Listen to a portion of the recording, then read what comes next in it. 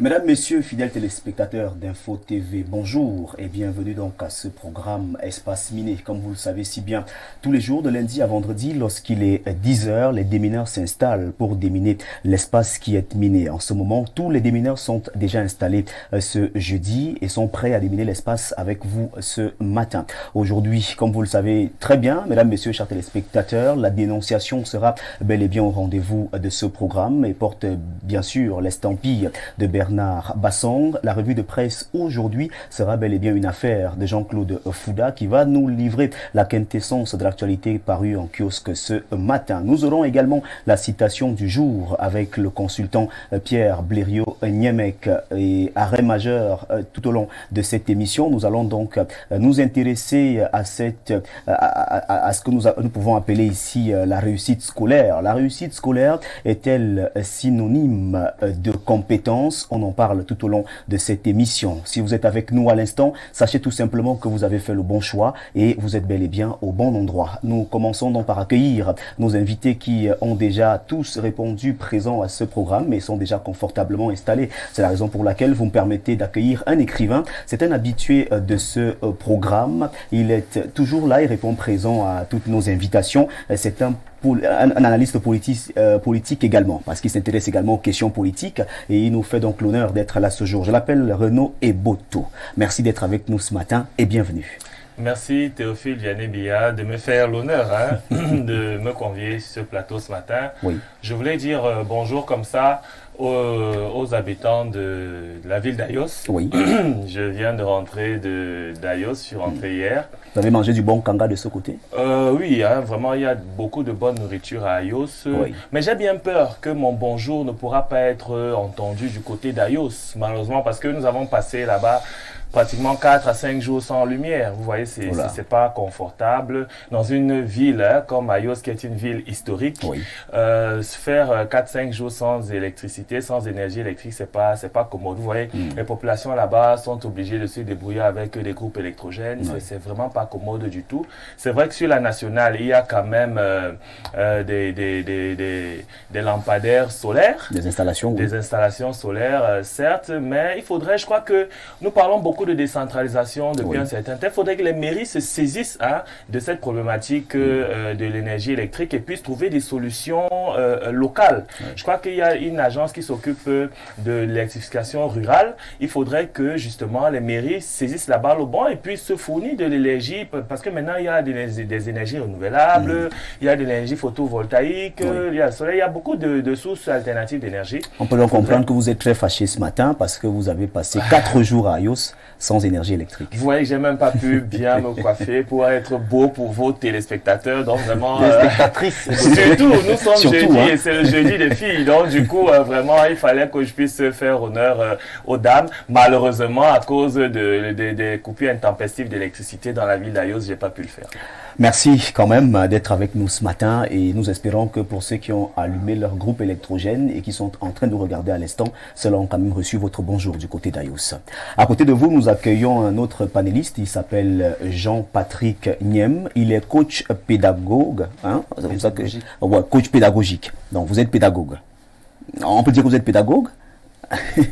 Je rappelle que c'est votre pédagogique. Donc coach pédagogique tout simplement. D'accord. Je rappelle donc que vous êtes à votre première participation à cette émission Espace Miné. Nous vous souhaitons donc tout d'abord la bienvenue et nous vous disons bonjour. Bonjour au milieu de téléspectateurs de Info TV. Oui.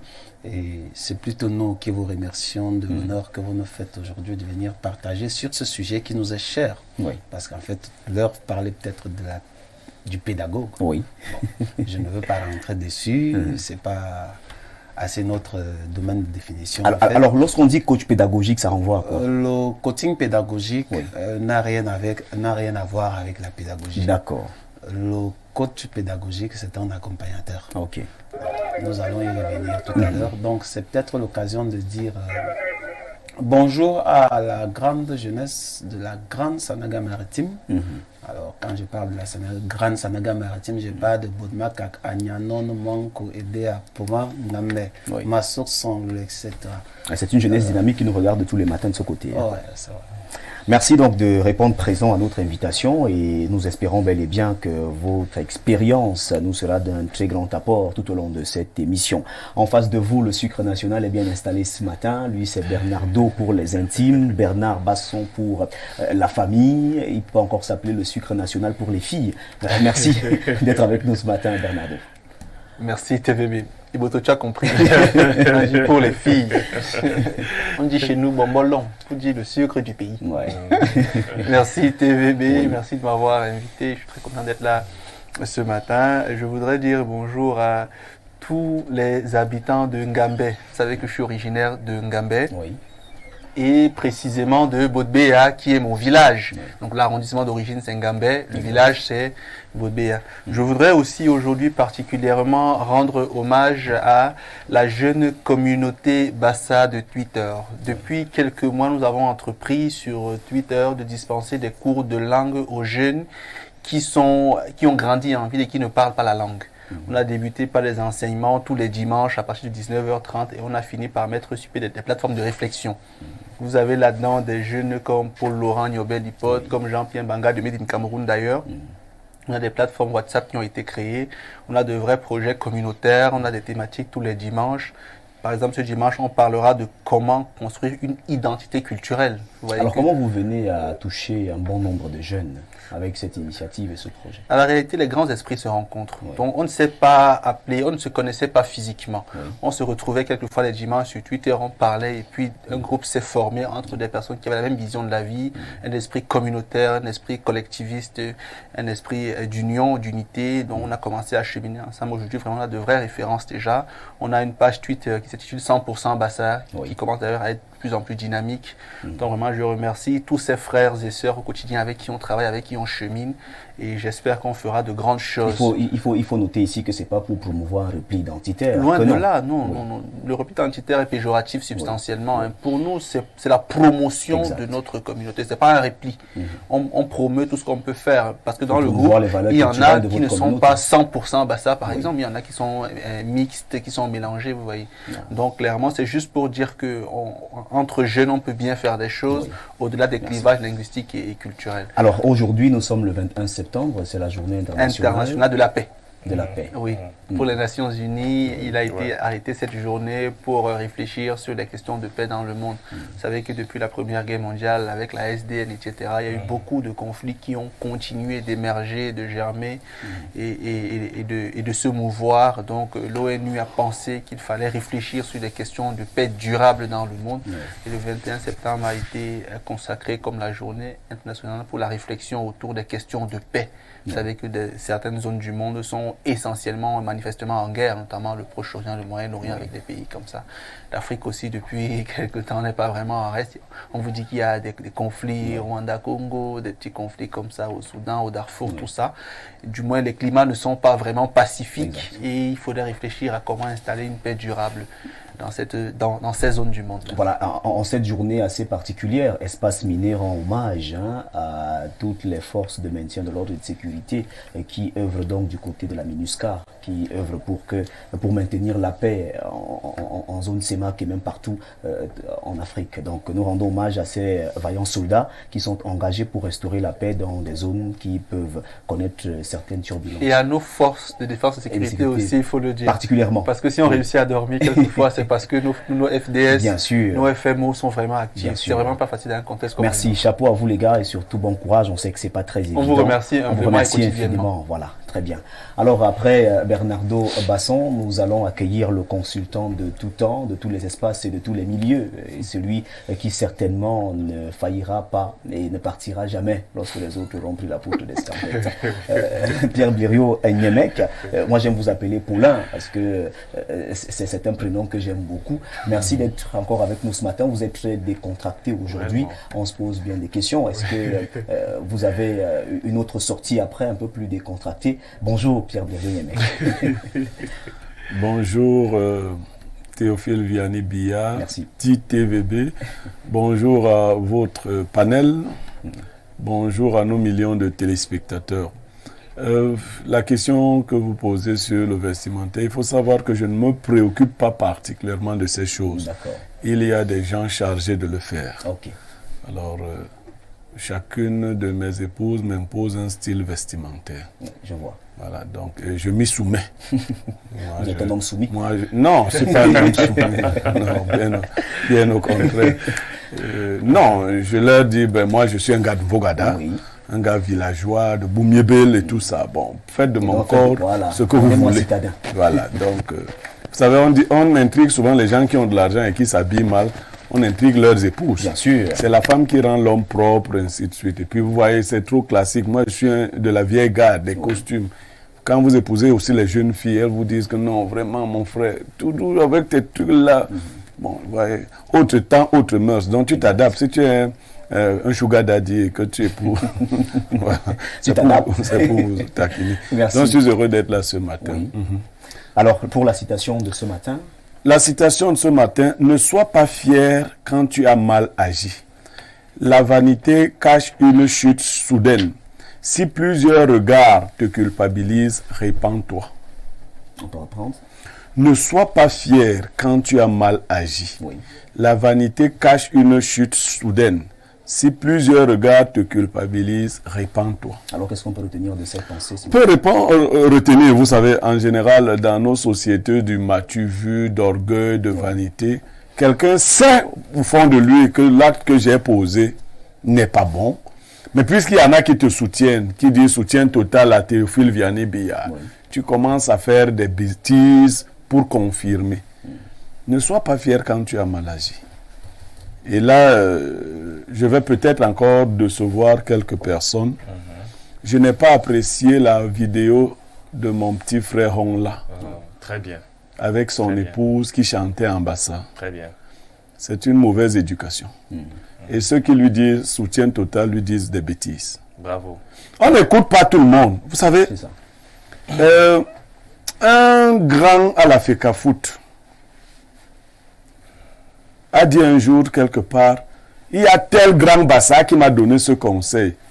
Et un tel autre m'a donné un conseil inverse. Et les sages lui ont dit, on n'écoute pas tout le monde. Exact. Il y a des vieux qui ne sont pas sages. Bien sûr. Ils ont seulement vieilli, mais ils ne se sont pas assagis. Joseph Antoine Bell disait, un jeune con devient un vieux con. Voilà. Donc, n'écoutez pas tout le monde. Ne sois pas fier quand tu as mal agi. Je l'ai dit ici, la sortie de Hongla était malheureuse. Je le redis. Quand on est un homme public, on contrôle son langage. Maintenant, je suis un gars de Vogada. Je ne vous dis pas ce que je fais quand je suis en Vogada. Mais dans l'espace public, il y a des façons de se comporter. Une fois qu'on vous a fait un reproche, ne tombez pas dans ces choses-là. Il sort avec son épouse, il commence à chanter en bassage, mais non. Miambert ne vient pas t'aider pour ce genre de bêtises. Tu fais profil bas. Quand je l'ai dit, s'il y a des agendas cachés, parce que les Bassa croient que moi je ne les défends pas, je vous défends même de la meilleure manière, de la manière sage. S'il y a des agendas cachés, montrez-vous digne. Vous savez, moi quand mon fils agit mal, je lui dis, présente tes excuses. C'est ce que je dis à mon fils. Présente à ce papa, à ce monsieur, à cette dame tes excuses. Il présente. Maintenant, je vous prendrai rapidement, Théophile Vianney-Billard, un exemple. Mon fils est en train de laver mon véhicule en Vogada à l'époque. Et une grand-mère à lui, de Vogada, vient lui dire, enlève le véhicule de là. Le savon que tu utilises gâte mon gravier qui était sur la chaussée. Mon fils se démerde à venir chercher la clé. Avant qu'il n'arrive, la grand-mère lui dit, parce que tu ne me connais pas bien, je peux te faire quelque chose de grave. Et je sortais, j'ai suivi. Je lui ai dit, tu ne connais pas mes enfants. Ça, c'est mon enfant.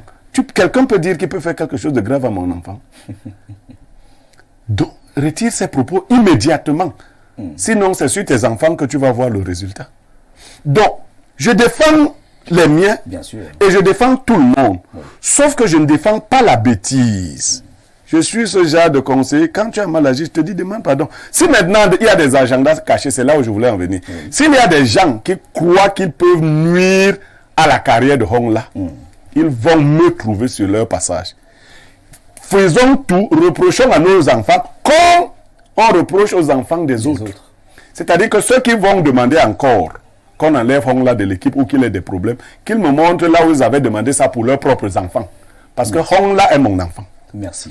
Personne ne va l'enlever nulle part. Si quelqu'un demande encore une telle bêtise, qu'on enlève, on s'attaque à la carrière, je vais voir que c'est un mauvais père. Et vous comprendrez pourquoi je m'étais fâché d'un président qui avait écrit au club de Nana. Je défends tous les enfants. J'ai dit que ce n'était pas normal. Oui. Donc si les gens pensent que c'est l'occasion de s'attaquer à la carrière de Hongla, qu'ils changent d'avis très vite. Parce qu'ils nous trouveront sur leur passage. Maintenant, à Hongla, je dis, quand on a fait une bêtise, on ne s'en vante pas. Exactement. On ne prend pas son épouse, on commence à chanter dans une voiture, qui vient t'aider? On fait profil bas. Merci. Et ça, puisque je n'attends pas que Hongla m'envoie l'argent et tout ça, je le lui dis comme ça. Il faut que ces enfants apprennent à écouter les papas qui sont indépendants d'esprit. Merci. Merci Pierre Blériot-Niémec. On vous a bien suivi ce matin. Mesdames, Messieurs, une pause s'impose. Qui s'oppose à la pause s'expose à la dose. À tout de suite.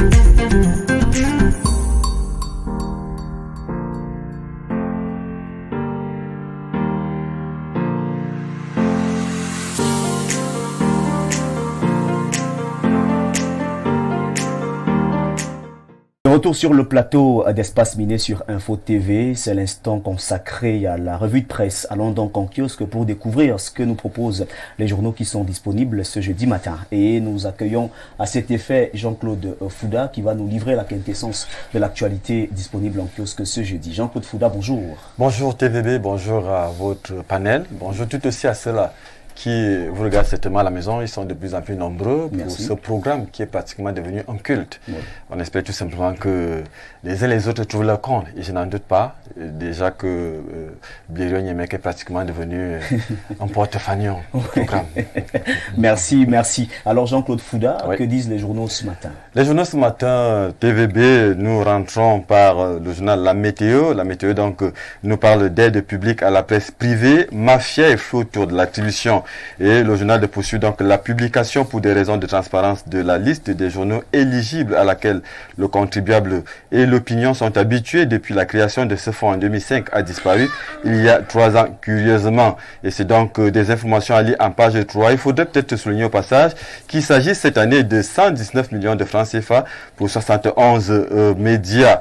Et nous poursuivons avec Info Matin qui reste tout aussi dans les chiffres, mais cette fois-là il s'agit donc du Mbam et Kim, 184,8 millions pour 105 tonnes de cacao à raison de 1760 le kilogramme. C'est le colossal montant, précis au journal, obtenu par les producteurs du département lors des ventes groupées supervisées ce 20 septembre en Bangassina par le ministre du Commerce Luc Magloire Mbargatangana pour le compte de la campagne cacaoyère 2023-2024. C'est donc un pactole, peut-on le dire, qui certainement va aider les uns les autres à pouvoir boire de l'eau potable. Et en parlant justement de l'eau potable, le quotidien Mutation parle donc de l'espoir qui coule de sources. Et s'il s'agit là cette fois de l'eau potable à Marois et de poursuivre donc sur l'instruction du chef de l'État, le ministre de l'eau et de l'énergie a lancé hier le projet d'alimentation de cette ville. Le château d'eau et les 5 forages attendus sur 36 mois vont doubler la capacité de production actuelle. Une information reprise dans Le Point Bi-Hebdo qui parle cette fois aussi de l'eau, énergie, conditions de vie et septentrion. L'effet Biya, on peut tout aussi dire l'effet Biya. Nous continuons avec le journal Le Quotidien justement qui reste donc sur l'engagement de Paul Biya qui prend effet en parlant d'eau potable à Maroua et de poursuivre donc la population du chef-lieu de la région de l'extrême nord. Les populations de la région donc de l'extrême nord ont accueilli mercredi 20 septembre 2023 une cérémonie qui marque le démarrage dans la ville de Maroua de la phase 2 du projet d'approvisionnement en eau potable AEP de 9 villes du Cameroun. La pose de la première pierre était présidée par le ministre de l'eau et de l'énergie Gaston Elundo Essomba, avec à ses côtés le directeur général de la Cameroun Water Utilities Camwata, Blaise Moussa, ainsi que d'autres personnalités. Cet événement donc vient confirmer la volonté politique du chef de l'État Paul Biya de fournir une eau de qualité et en quantité suffisante à toutes les populations du Cameroun en général et la région de l'extrême nord en particulier. Nous poursuivons avec le journal Cameroun Tribune, le journal à capitaux publics, et cette fois-là, jette plutôt son regard sur la Coupe du Cameroun 2023 et le titre choisi donc à sa grande vitrine. Ça promet des étincelles. Le dimanche 24 septembre prochain à Yaoundé, Fovo Club de Baham sera opposé à PWG de Bamenda dans l'ultime rencontre de la compétition. Les deux équipes gonflées à bloc peaufinent avec sérénité la préparation avant le clash. C'est donc une incursion proposée donc dans les pages 28 à 29 du journal Cameroun Tribune de ce jour. Nous poursuivons avec le jour qui reste aussi sur la même actualité. Cette fois, il s'agit de la clôture de la saison sportive. Les préparatifs s'intensifient à 72 de l'événement. La dernière réunion préparatoire a lieu ce jour à Yaoundé avec la remise de l'appui de l'État aux équipes finalistes en football. Mais il faudrait signaler en grande vitrine que le jour s'est levé plutôt sur Olembe. Et quoi pouvoir nous dire pourquoi les chauffeurs de camions ont paralysé la circulation. Ils protestaient contre la taxe de plus de 5 000 francs CFA imposée aux transporteurs des eaux chauffeurs. Donc, qui ont été dissipés par la police. Et en parlant de police, le témoin ce jour parle des admissibilités de la police. Les résultats de l'unanimité, les admissibilités poursuivies dans le journal du concours 2022 de la police ont été rendues publiques le 15 septembre dernier, alors que toutes les composantes sociologiques sont représentées pour le respect de l'équilibre régional. Les voix s'élèvent à tort pour crier au scandale. Comment justifier cette levée de bouclier? Les éléments de réponse sont contenus dans les lignes du journal Le Témoin que nous quittons pour retrouver donc le quotidien L'économie. Le quotidien L'économie choisit donc de parler de la coopération avec le Cameroun. La Corée du Sud ajuste ses priorités. C'est donc le titre choisi en grande vitrine et de poursuivre que le pays a pris de nouveaux engagements au cours d'une conférence qui a réuni les hauts représentants de 54 pays africains. Busan, du 12 au 15 septembre 2023, Alamine Ousmane, ministre de l'économie, de la planification et de l'aménagement du territoire, représentait donc le Cameroun à ses travaux. Les tenants et aboutissants donc de cette information sont contenus en page 3 du journal TVB. C'est donc ici que nous mettons un thème donc à cette revue de presse, la deuxième sortie justement de la journée, tout en plaisant aux uns aux autres de ne pas rester de simples titrologues. Il faut aller au niveau des kiosques à journaux, il faut acheter ces journaux-là qui ne coûtent que 400 francs.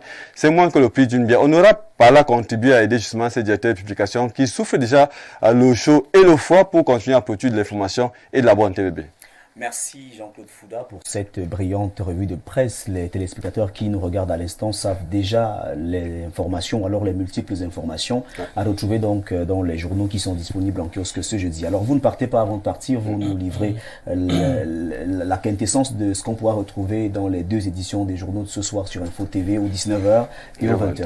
Bien entendu, TVB, nous allons jeter un regard sur les tenues. Vous vous rendez compte que le directeur de l'école normale, donc Polytechnique, a choisi désormais de mettre donc, on va dire, un code vestimentaire où il est question de filtrer l'habillement pour les étudiants qui ont accès dans cet établissement, on va dire, d'élite. Et donc, on va prolonger donc la réflexion en jetant un regard justement sur les populations de plus en plus, ces habillements-là qui prêtent à confusion. Quelle est la responsabilité des parents et même donc de ces institutions-là où nous envoyons nos enfants de plus en plus, quand on se rend compte qu'il y a beaucoup de jeunes dames qui préfèrent plutôt se dénuder plutôt que des s'habiller. Il faudrait peut-être interroger la population pour savoir qu'est-ce qui peut amener de plus en plus ces jeunes-là à choisir justement ces habillements. À l'époque encore, on parlait de DVD, de vente dehors. Et aujourd'hui, on en est encore à se poser la question, est-ce qu'il est nécessaire justement qu'on puisse imposer l'habillement dans les institutions universitaires? C'est ça donc autant de questionnements auxquels nous allons essayer de répondre donc au journal de 19h20 en marge évidemment de quelques autres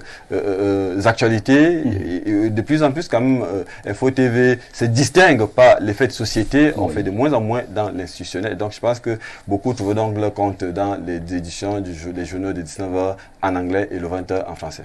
Certainement, à ne manquer sous aucun prétexte. Donc, chers téléspectateurs, vous avez pris le rendez-vous et vous connaissez déjà ce qui vous attend aux 19h et aux 20h ce soir. Merci Jean-Claude Fouda d'être passé. Merci de nous avoir livré la quintessence de l'actualité disponible en kiosque. Merci, bonne journée à vous. Merci. Nous poursuivons, mesdames, messieurs, chers téléspectateurs, et nous nous arrêtons un temps soit peu sur quelques actualités qui ont retenu notre attention lors du passage de Jean-Claude Fouda, qui nous livrait donc la quintessence de l'actualité disponible en kiosque ce matin. Et on s'arrête au journal La Météo, le tri hebdomadaire La Météo, qui parle donc de l'aide publique à la presse privée. Ce journal qui revient donc parler de mafia et flou autour de l'attribution. Dans ce journal, on nous rappelle que c'est bel et bien 119 millions pour 75 médias. Pierre Buriou-Niemek, l'aide publique à la presse privée fait couler beaucoup d'encre et de salive de plus en plus. Oui, mais ce que le journal reproche à ceux qui ont partagé cette aide ou qui ont désigné les bénéficiaires, c'est l'opacité. Il faut que les critères soient bien connus et que les listes des organes retenus soient communiqués pour que tout le monde comprenne. Et donc, ceux qui ne sont pas nominés sauront ce qu'il y a à faire pour les fois prochaines et ils comprendront en quoi ceux qui sont récipiendaires ont été meilleurs qu'eux. Parce que quand ça se fait de cette façon, on peut craindre que ce soit une affaire de copains ou de coquins. Il faudrait clarifier la chose. C'est des petites choses comme ça qui jettent de discrédit. Encore que pour ma part, je l'ai dit ici hier, je trouve que le monde de la communication privée n'a pas besoin d'aide ou de soutien. On doit budgétiser cette affaire-là. C'est une institution. Et le budget doit être conséquent. Pourquoi pas? Le Cameroun peut se permettre de mettre à la disposition des médias privés 4 à 5 milliards de francs par an et faciliter un certain nombre de choses. L'apport de la communication privée est indéniable au Cameroun. Bien sûr. Et puis, il faut élaguer aussi. Il faut enlever la mauvaise graine. Il ne faut pas remplir n'importe quoi. On dit au cousin, ouvre une presse, fais ceci, fais cela. Tu vas souvent avoir les pubs. Non, il faut que les vrais professionnels et les amoureux de ce travail le fassent.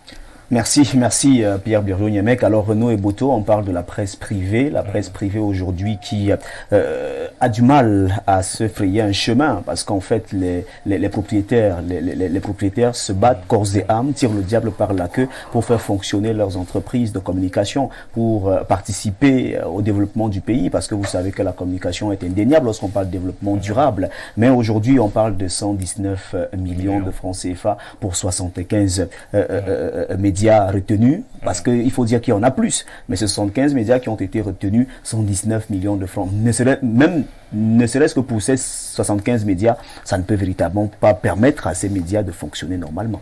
Vous constaterez que j'ai la mine serrée, parce que 119 milliards, c'est... Millions. Oui, millions. C'est extrêmement peu. Alors c'est même une plaisanterie. Parce que quand on essaye de regarder des pays comme le Sénégal, dont l'aide à la presse privée dépasse le milliard, on se demande pourquoi est-ce que nous ne sommes qu'à 119 millions. Je dois dire que 100 millions, ça permet à peine de produire un documentaire de qualité lorsqu'on connaît l'audiovisuel. Oui. Vous voyez pourquoi est-ce qu'on a dans des médias qui manquent de moyens pour la production audiovisuelle. Parce que un média doit avoir des contenus. Oui. Et comment avoir des contenus lorsque toute l'aide apportée à un média ne se limite qu'à 119 millions. Je dois dire que je connais très bien le ministère de la Communication, extrêmement bien. Oui. Et le ministre René Emmanuel Sadi lorsqu'il est arrivé Oui. au ministère, la tête de ce ministère, nous avons pensé qu'il est l'homme de la situation. Il a fait deux bonnes choses. Premièrement, il a monté les subventions des délégués départementaux, qui avant son arrivée était à 800 000 francs annuels. C'est une vraie blague. Vous voyez qu'on se moque des communicants dans ce pays. 800 000 francs de budget annuel aux délégués départementaux de la communication. Il est arrivé, il a triplé ce chiffre. Première bonne chose qu'il a faite. Ensuite, il essaye de, je vais dire quoi, de faire des mouvements en interne pour qu'il y ait de la vitalité dans le ministère. Mais il y a encore des chantiers sur lesquels on l'attend. Déjà, il y a ce chantier de l'aide publique à la presse privée qui est extrêmement bas. Il y a ce chantier même, vous savez qu'il y a encore de l'information au Cameroun. Dans la fonction publique, on retrouve encore des journalistes assistants. À quoi ça renvoie? Si on peut faire 6 mois pour avoir le statut de journaliste, comment même plus. comment avoir des journalistes assistants? Ça veut dire quoi? C'est quelqu'un qui a fait un mois? Mais on a des gens qui sont à 20 ans journalistes assistants encore. Ça n'a plus de sens, ça n'a plus de place. Il faut qu'ils travaillent sur le statut du journaliste au Cameroun. Donc, il y a un travail, comme le disait Blériot, de toilettage de cet environnement. Et nous pensons que M. René Emmanuel Sadi a l'étoffe nécessaire pour le faire. Donc, nous attendons de lui beaucoup de choses de ce côté. On a assez piétiné, méprisé les journalistes dans ce pays. Ce n'est pas normal. Vous voyez, c'est un métier noble dans d'autres pays, sous d'autres cieux. Avocats, médecins, journalistes, ce sont des professions nobles. Donc, il est inadmissible qu'au Cameroun, on fonctionne dans un environnement qu'on a complètement paupérisé, avec plus de 350 titres, dont beaucoup se trouvent dans des mallettes, et qu'on se retrouve à apporter donc une aide aux médias privés de 119 millions, tant on sait que les impôts des Camerounais sont prélevés tous les mois pour le média national qui se taille la part du lion. Ce n'est pas normal. Quand on veut construire un pays sérieux, il faut un minimum de justice sociale. Et ce n'est pas normal qu'on se retrouve avec une presse avec uniquement 119 millions d'aides publiques à la presse. Ce n'est pas normal. Merci, merci Renaud Eboto. Jean-Patrick Niem, on parle donc de cette presse privée. Aujourd'hui, on sait quelles sont les multiples charges de ces promoteurs de presse privée au Cameroun. Ils ont non seulement le personnel, ils ont également de l'électricité, par exemple, pour une chaîne de télévision. C'est l'électricité de jour comme de nuit et c'est d'énormes dépenses. Si maintenant vous êtes responsable ou alors promoteur d'une presse quelconque et que votre nom ne figure même pas parmi les 75, parce qu'il faut dire que beaucoup ne se retrouvent pas dedans. C'est la raison pour laquelle le journal La Météo parle ici de mafia et flou autour de l'attribution, parce que véritablement sur la liste, il y en a qui ne sont pas là. On parle ici de certains journaux éligibles à laquelle le contribuable et l'opinion sont habitués depuis la création de ce fonds en 2005. On voit que ces journaux ont disparu de la liste. On se pose bien des questions. Est-ce que les promoteurs de ces entreprises vont fermer? Parce que de plus en plus, c'est difficile pour ces patrons de véritablement s'en sortir. Une fois de plus, merci. Oui. Je vais peut-être aborder le sujet sur un angle autre. En principe, ce problème est la conséquence du thème de ce jour. Pour moi, c'est une conséquence. Comment avons-nous fait pour avoir notre média? Comment le journaliste se comporte? Peut-être qu'il faut que je fasse un peu un rétro pour reprendre une question qui avait fait le tour de notre pays. Allez-y. Un ministre de la communication qui avait demandé à un journaliste sur un plateau de télévision: êtes-vous sûr d'être journaliste? Lui, il était sûr d'être ministre. Parce que Biya ne le comptait pas parmi ses ministres. Oh, je sais pas. Il faut lui dire ça, qu'il n'était pas compté. Selon Marafa, le ministre en question n'était pas compté. Pour moi, c'est la conséquence du thème de ce jour. Parce que le journaliste qui est aujourd'hui censé être celui-là qui doit se lever tout le matin pour aller à la quête de l'information, à ce jour, est-ce que c'est le travail qu'il fait? Point d'interrogation, parce que ne regardons pas ce que nous recevons, mais regardons quelque part ce que nous donnons. Qu'est-ce que le journaliste camerounais donne aujourd'hui? Et Donc vous voulez dire qu'est-ce qu'il attend? Vous voulez dire que les 119 millions attribués, c'est parce que le sont journaliste même un fait cadeau, pas. quoi. Donc c'est un cadeau. Donc c'est parce que le C'est journaliste même ne fait beaucoup, pas comme son une bonne travail, main, comme vraiment, il ils donne doivent rien. se réjouir de 119. C'est même l'expression de la pitié. Moi, je trouve ça comme ça. Donc C'est en fait, l'expression de la pitié, c'est-à-dire, il faut quand même qu'on dise que. Il faut quand même qu'on dise que. Mais en temps normal, ça ne devrait pas se faire comme ça. Je peux me tromper, mais je ne suis pas dans le monde médiatique. oui, Je n'ai pas, en fait, je n'ai pas d'affinité avec oui. un organe de presse quelconque. Mais bon, tout ce que je peux demander tout de suite, est-ce que depuis que nous nous fédérons en termes d'activité quelconque, est-ce que les journalistes camerounais ou bien les médias camerounais ont une plateforme d'expression commune? C'est-à-dire, nous pouvons nous lever aujourd'hui, nous disons, bon, au nom du média camerounais, voici celui qui doit aller s'adresser au ministre. Ou c'est chacun qui y va en rang dispersé. Non, les journalistes sont bien soudés. Ah bah voilà.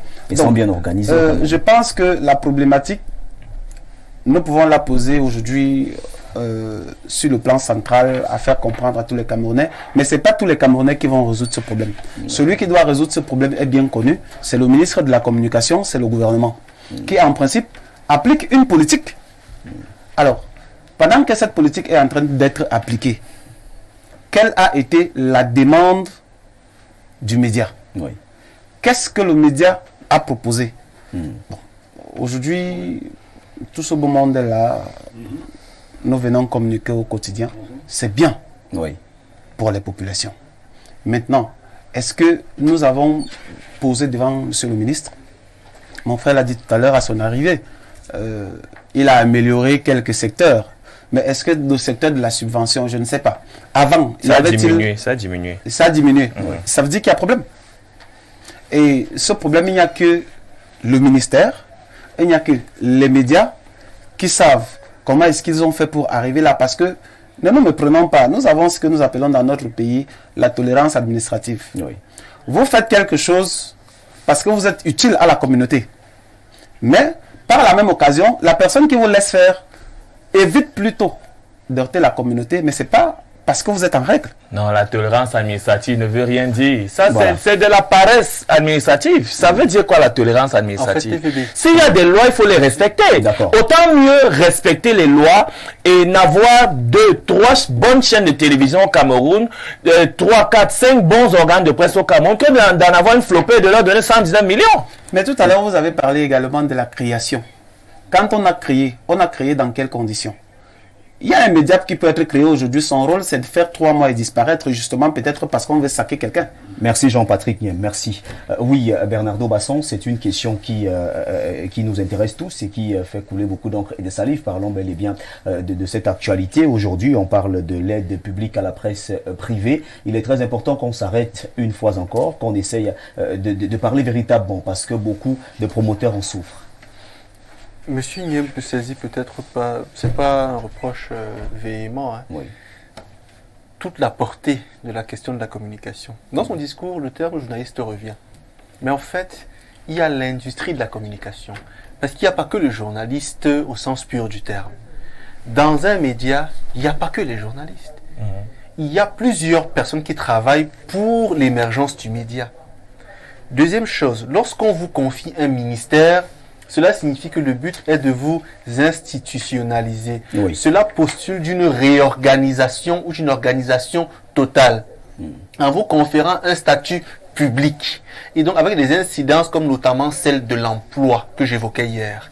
Aujourd'hui dans les médias, beaucoup ne sont même pas employés. Ils sont juste là. Ils n'ont pas des contrats de travail. Bien sûr. Ils n'ont pas un statut social. Bien sûr. Ils ne sont pas affiliés à la caisse. Bien Vous sûr. voyez que on est dans le média privé pourtant qui a un ministère, comme la santé a un ministère, comme l'éducation a un ministère. Sauf que dans d'autres ministères, les statuts des personnes qui y séjournent sont bien organisés.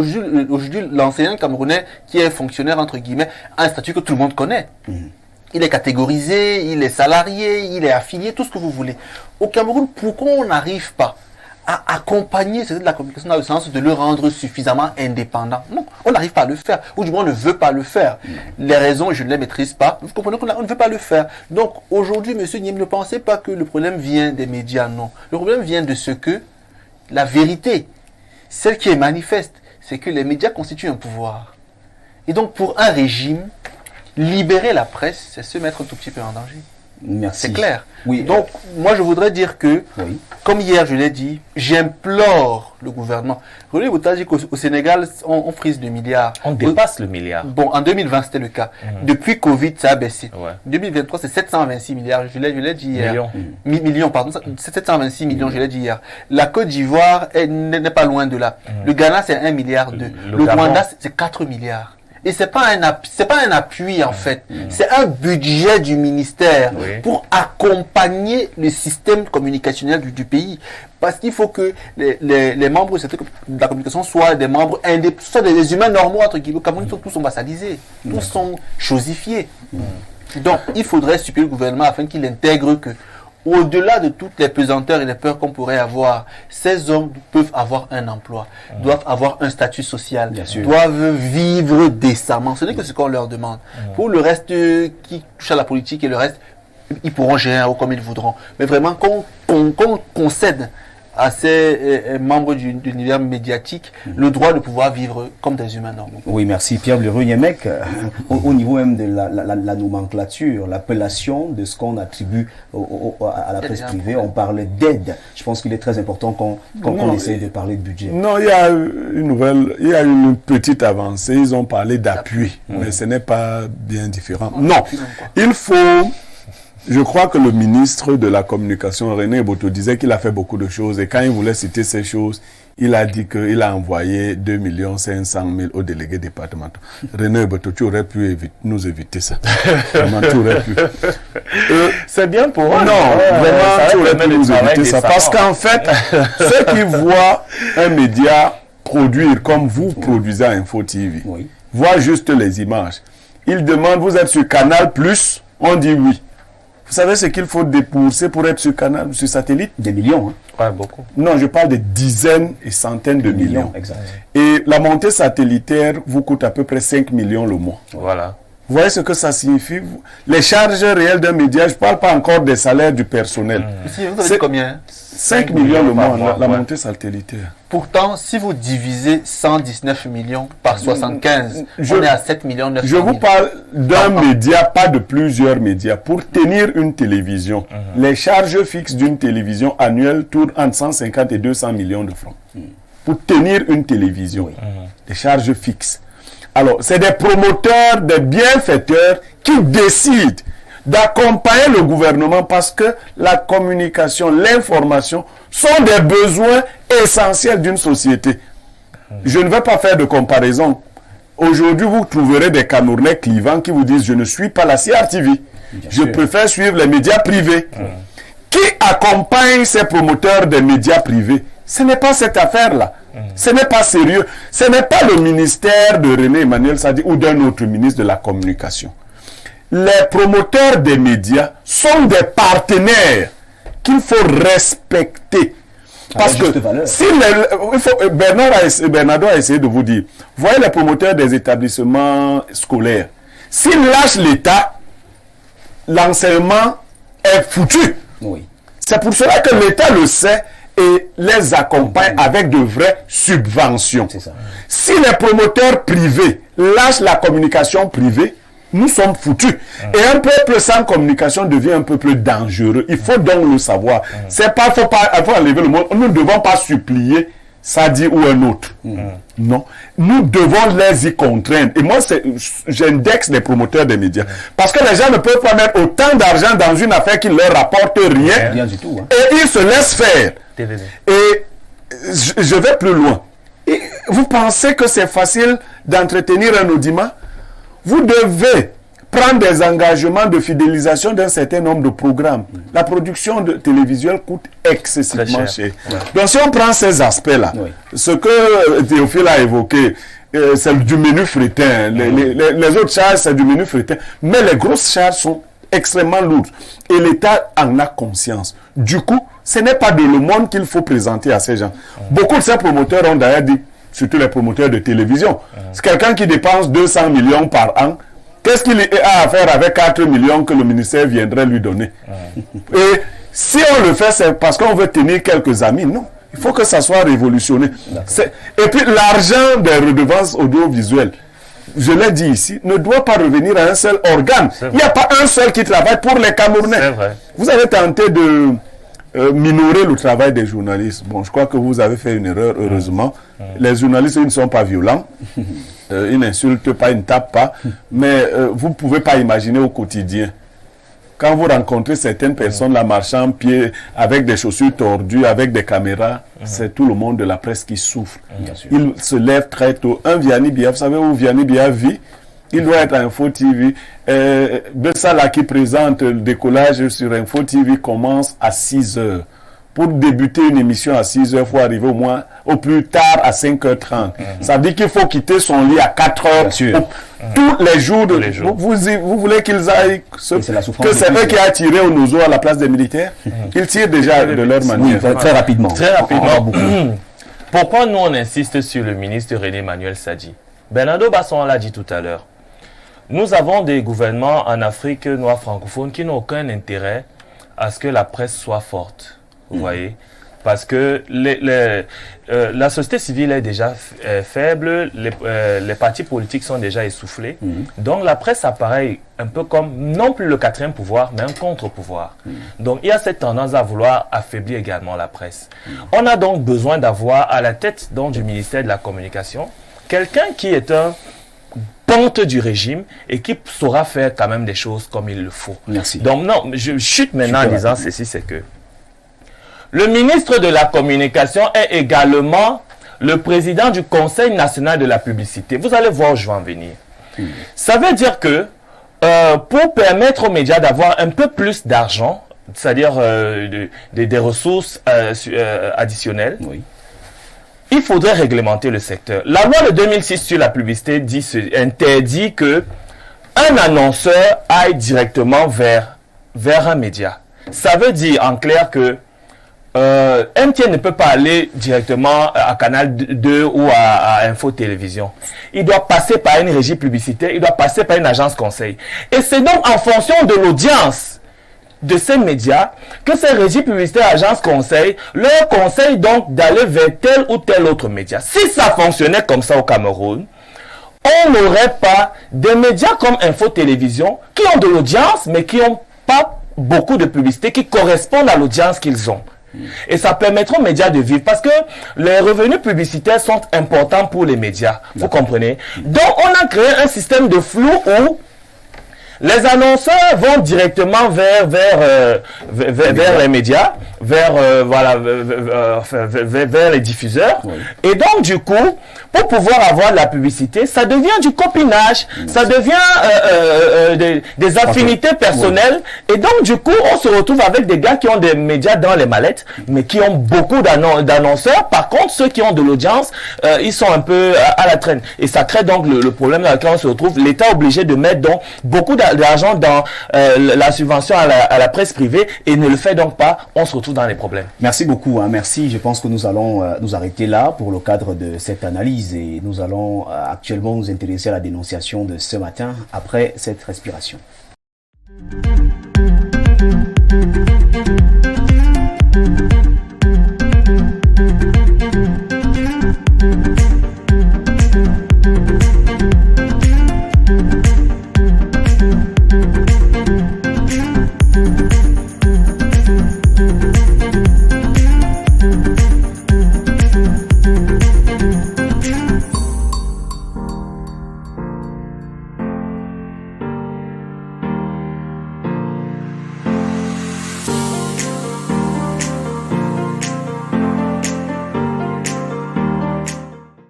Merci, de retour sur le plateau d'Espace Miné. À présent, on s'intéresse aux faits qui fâchent et c'est la raison pour laquelle j'aime retourner vers Bernardo Basson pour nous livrer la dénonciation de ce jeudi.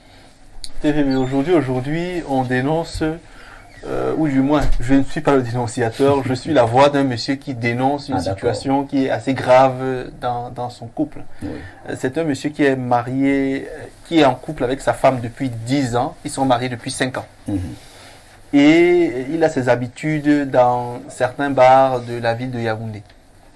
Et dans ces bars-là, il a rencontré des personnes avec qui il sympathise bien autour d'un pot de bière généralement, mais qui ne sont pas particulièrement ses amis. Oui. Mais c'est juste, on va dire, des personnes avec qui, oui, avec qui il y a des rapports plus ou moins amicaux. Bon, relativement amicaux, pas profondément amicaux. Des rapports de bière. Des rapports de bière, si vous préférez. Et donc, un de ses amis de la bière l'a invité en lui disant que, bon, j'ai rencontré une nouvelle petite là, et elle et moi, on doit se mettre bien ce week-end. Et je lui ai me suggéré si elle peut faire une partouze. Elle est d'accord. Oui. Donc, si toi tu es intéressé, samedi, on se prend, je cache le nom de l'hôtel, on se prend là-bas et on gère. Le monsieur donc lui dit sans problème, c'est entre nous les hommes. Donc, il arrive donc à l'hôtel où il y a le monsieur avec la petite en question et c'est son épouse qu'il a mariée depuis 5 ans. Oh là là. Donc, les œufs sont cassés. Oui. L'affaire est grave. Le monsieur se demande comment est-ce qu'il doit gérer ce cas. Donc, une question ce matin des mineurs. Face à ce genre de cas, on fait comment? Face à ce genre de cas, on fait comment? Je vais me rapprocher tout d'abord de Jean-Patrick Niem. Oui, Jean-Patrick Niem, vous allez donner votre point de vue et peut-être quelques conseils à ce monsieur qui fait face à cette situation. Parce qu'il faut dire également que, en même temps qu'il fait face à cette situation, sa femme également fait face à cette situation. Parce que la femme trouve son mari et le mari trouve également sa femme. Donc ça c'est un peu compliqué. On ne sait pas qui on doit défendre véritablement. Ouais, ça nous renvoie un peu à l'artiste, c'est Daouda. Oui, c'est un but partout. Un but partout. Tu as pris ma femme, j'ai pris ta femme, un but partout, match nul. Ouais, ça peut sembler drôle, mais c'est pas drôle. Et cette situation, je pense que beaucoup de couples la vivent. C'est vrai que la manière de gérer n'étant pas la même, les situations de coïncidence n'étant pas la même peuvent épargner beaucoup de choses, mais ça, beaucoup de personnes le vivent. Alors, le monsieur accepte d'aller faire une partouze. Laissant sa femme à la maison. Laissant sa femme à la maison. Oui. La femme propose à un homme d'aller faire une partouze. Je pense que... Son homme n'étant pas là. Son homme n'étant pas là. Oui. Je pense que cette femme, premièrement, dans son foyer, elle n'est pas épanouie. Sexuellement. On pourrait dire de même de l'homme. Je pense que cet homme n'a jamais pris le temps, sur le plan sexuel, de comprendre la femme qu'il a chez lui. Parce que... Est-ce que la femme, elle a pris le temps de comprendre son homme sur le plan sexuel? Bon. Parce qu'en fait, les deux se recherchent l'épanouissement. Vous savez, le mariage... Ça veut dire qu'on a comme l'impression que les deux ne sont véritablement pas épanouis. Non. Pour vous, c'est la femme qui n'est pas épanouie et l'homme ne cherche pas à comprendre pourquoi sa femme n'est pas épanouie sur le plan sexuel. Pourquoi il est homme? Il est homme pour assumer le foyer. Et assumer le foyer, c'est pas seulement donner de l'argent. Alors, je voudrais déjà ici qu'on fasse ce distinguo. L'amour et le sexe. Oui. Pour moi, j'ai toujours séparé les deux. Oui. Nous-mêmes, nous laissons souvent nos épouses à la maison, pas faire le kung fu dehors. Non, mais là, c'est vous. Bon. Là, c'est vous. Nous laissons souvent nos épouses à la maison, nous partons faire le kung fu dehors. Faut dire je. Comment là, c'est lui. Il faut dire je. Il parle le nom des hommes. Non, les gars, on se connaît. Vraiment. Pourquoi avancer? Comme pour dire que généralement, dans le foyer, on se dit, ok, on a épousé une femme et tout reste statique. On vient chaque jour, on fait la même chose. Ce que nous oublions, c'est que cette femme regarde les films dans une chaîne de télévision. Dans une chaîne de télévision. Cette femme écoute les commentaires dans les bars, les restaurants, les salons de coiffure, etc. Et il y a cette envie de découvrir. Et tout de suite, pendant qu'on est marié, il est difficile de proposer certaines choses à son mari. Et que dites-vous de ces femmes qui répondent à leur mari, vraiment, moi je ne suis pas prêt à faire ce que tu veux qu'on fasse là? Parce qu'il y a beaucoup d'hommes qui sont dans des centres de formation, qui suivent des formations en ligne sur ce domaine. Parce que vous savez que l'homme a ceci de particulier, c'est qu'il veut toujours être performant. De plus en plus, aujourd'hui. Et l'homme veut toujours épater sa femme. Oui. Et maintenant, lorsque l'homme a fini donc de prendre ses coups, lorsqu'il arrive à la femme lui dit que moi je ne suis pas prêt à faire ce genre de choses. Bon, je pense qu'avant de prendre déjà ce coup, Il faut s'attendre avec madame. Non, il faut connaître la personne avec qui tu vis. Parce qu'avant de se marier... Si elle va dehors pour chercher ce genre de choses, ça veut dire que toi, tu fais des formations pour maîtriser ce genre de choses, c'est problématique. Ah, oui, René Boto, face à ce genre de situation, vous, en tant qu'homme, quelle réaction? C'est vrai que je ne suis pas très doué pour ce type de sujet. Oui.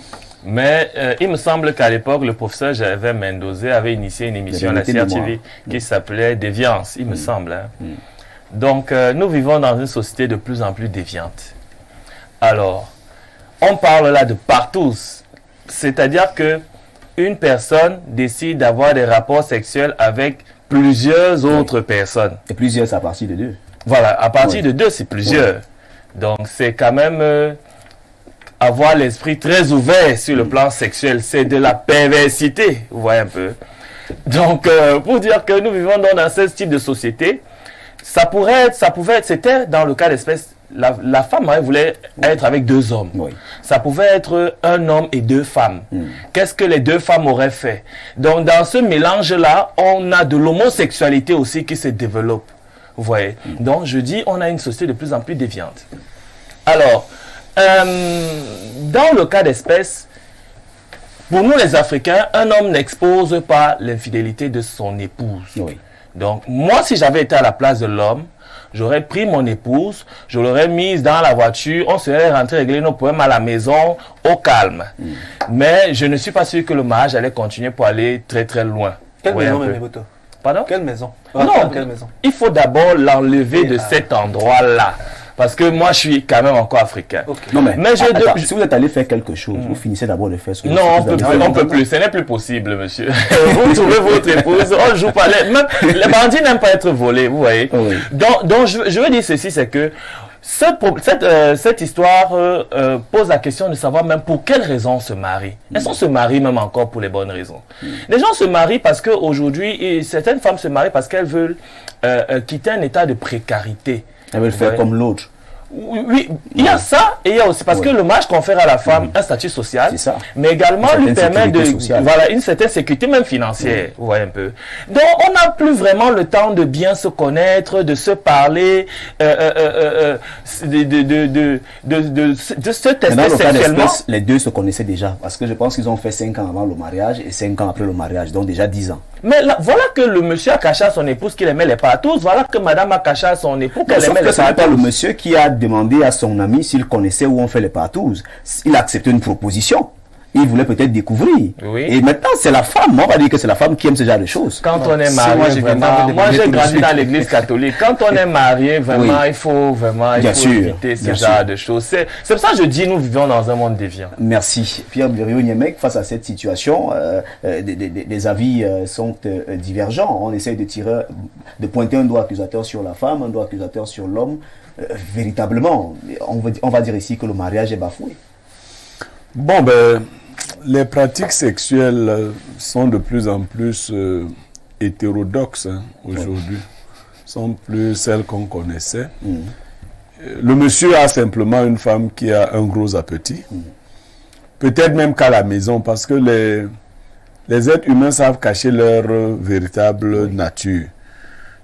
Vous trouverez que c'est le genre de femme qui dit à son mari, non, je ne peux même pas te supporter, je ne peux pas te supporter. Parce qu'une amie à moi m'avait dit qu'une femme intelligente ne montre pas à son mari ses capacités sexuelles. Parce que nous, les hommes, nous sommes instables mentalement. Dès qu'une femme te montre qu'elle s'y connaît bien, tu commences à lui dire que non, tu as appris tout ça. Oh, vraiment, les bambas que tu as appris. Non, vraiment, moi, je n'aime pas les femmes comme ça, non. Et puis les femmes, je le dis de plus en plus, sont plus accros au sexe que les hommes, contrairement à ce que les hommes croient. Oui. Donc quand vous épousez une femme, vraiment prenez le soin de savoir si c'est votre partenaire sexuel en même temps. Si ce n'est pas votre partenaire sexuel, de 2 choses l'une. Soit elle devra faire le sacrifice de renoncer, dans le sacrifice de renoncer à ses appétits. Soit c'est vous qui subirez ces infidélités. La femme n'allait pas là-bas dans cet hôtel pour rencontrer son mari. Pas du tout. Mais elle allait pour faire du sexe à gogo. C'est comme ça qu'on appelle ça. Avec d'autres hommes. Non, pour faire du sexe à gogo. J'ai lu hier sur Facebook aussi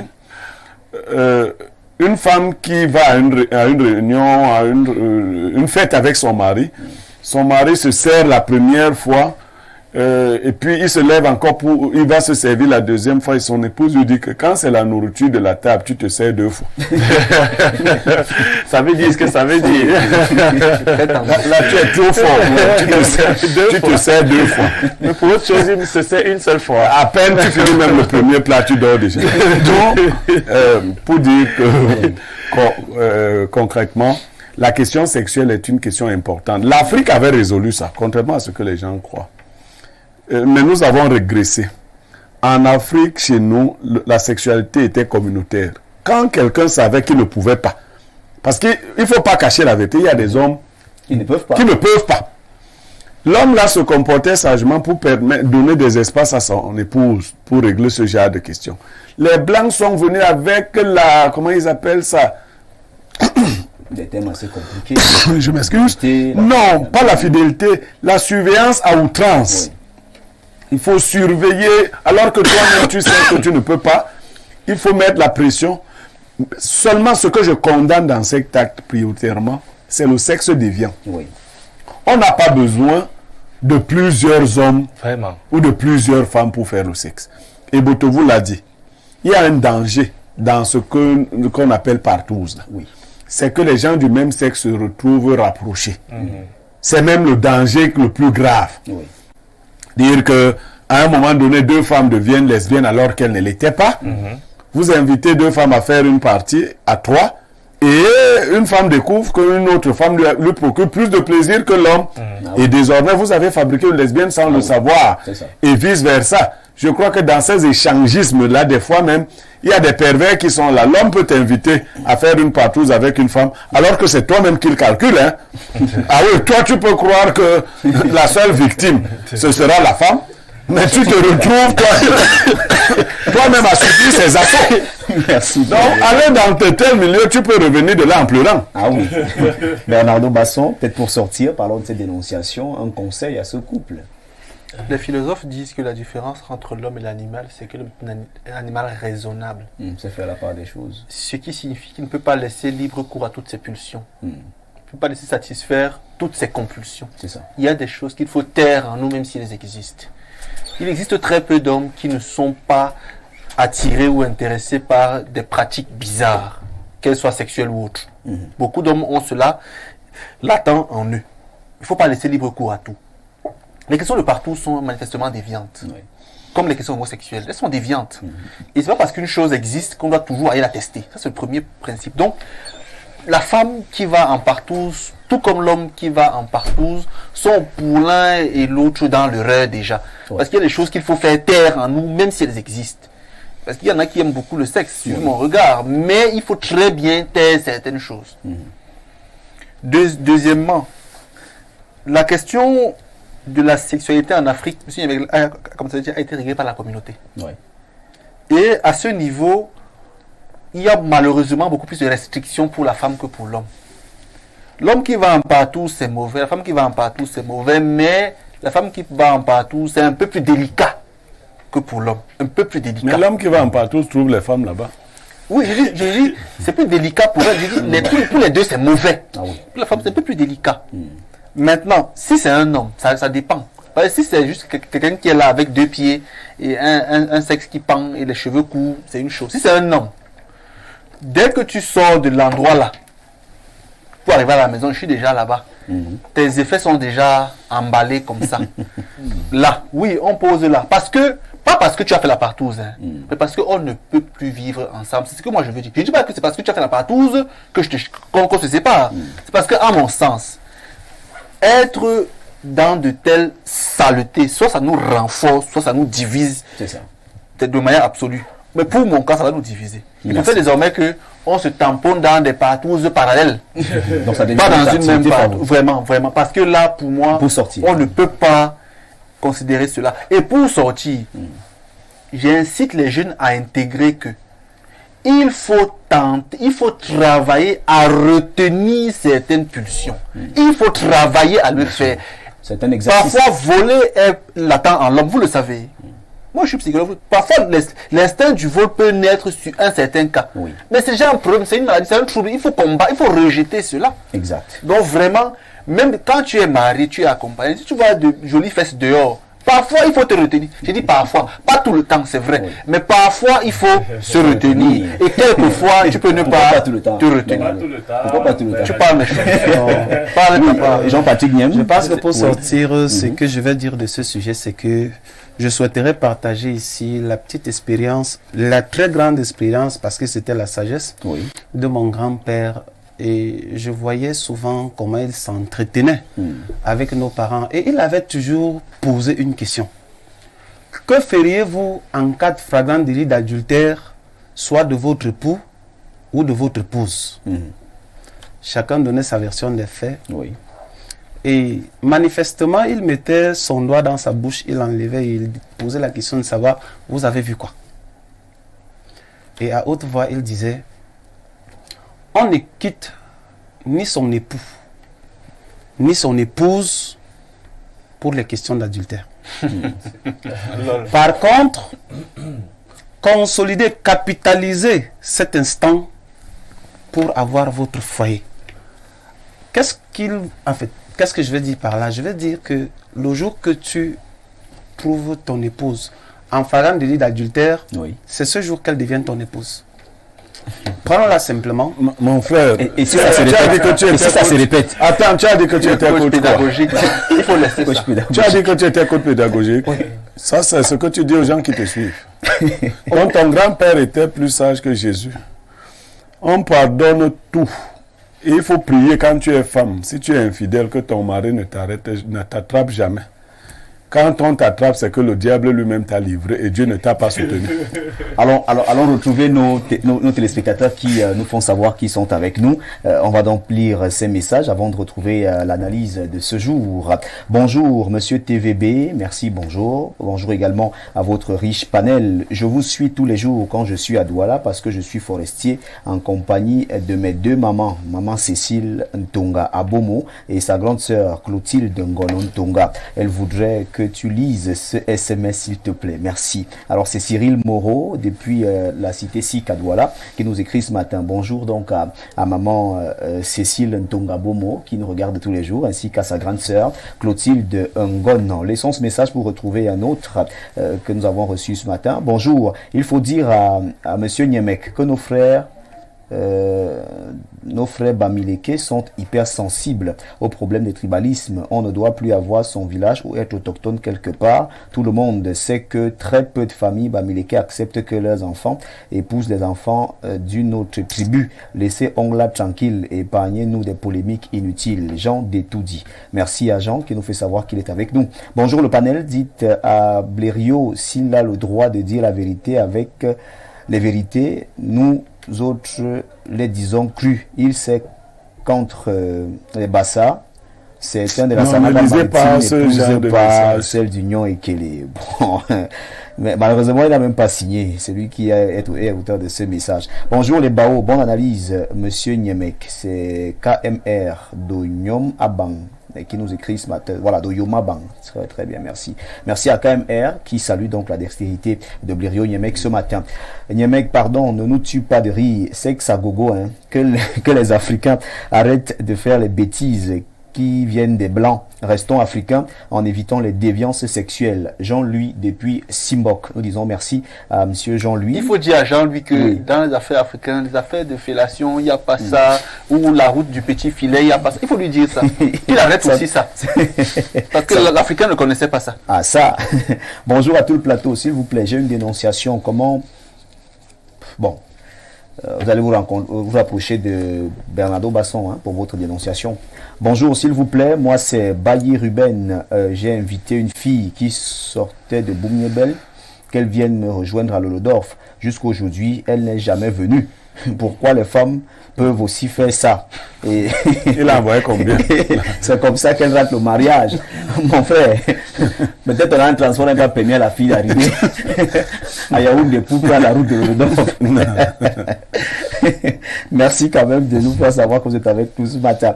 Allons du côté de WhatsApp pour prendre également ces autres messages que nous recevons de ce côté.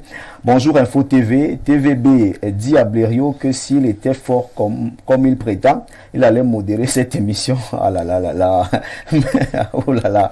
Bon, ça va. Oui, c'est bon. Oui, ça va, ça va. C'est le maçon qui fabrique le mur et non le contraire. Il préfère être dans la posture du consultant. Non. Pourquoi vous êtes C'est déjà ce qu'on appelle Non. Pourquoi Et il faut rappeler également que Blériot a déjà modéré plusieurs émissions, à titre de rappel. En fait. De rappel. Bonjour les démineurs. Par rapport à la dénonciation du jour, ça c'est une libération absolue. La femme ne devrait pas tromper son mari, quelle que soit l'envergure. Et de surcroît, les deux sont sorciers. C'est 5 étoiles depuis le soleil levant. Lui, il termine en disant que les deux sont sorciers, donc l'homme et la femme. Aucune femme bon, du moins, cette femme est sûrement habituée à de mauvaises habitudes sexuelles dès le jeune âge. Je conseille le divorce. Voilà, qu'aucune femme saine n'aspire jamais à de telles pratiques. Merci pour votre réaction. Voilà, ce dernier demande à l'homme de demander directement le divorce à la femme. Bien le bonjour à tout le monde sur le plateau. Les Africains sont trop hypocrites. Ces choses existent chez nous. Et beaucoup de personnes dans nos villes font ce genre de choses. Que les hommes arrêtent de croire qu'ils sont pervers, eux, seuls. Même les femmes le sont. Et peut-être plus. Bien vouloir dire au polygame sur le plateau qu'il a épousé les femmes de toutes les régions du Cameroun, que Martin Ongla est libre de ses choix.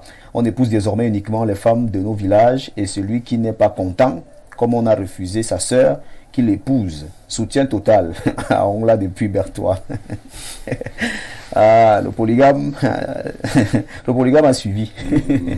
Le polygame a suivi. Salut à vous sur le plateau. Pour moi, un mariage doit être fondé sur le dialogue. Déjà, si la femme ou l'homme fait ça, c'est parce qu'elle n'est pas épanouie sexuellement. Et nous devons aussi comprendre que dans le mariage, on apprend tous les jours, on se complète.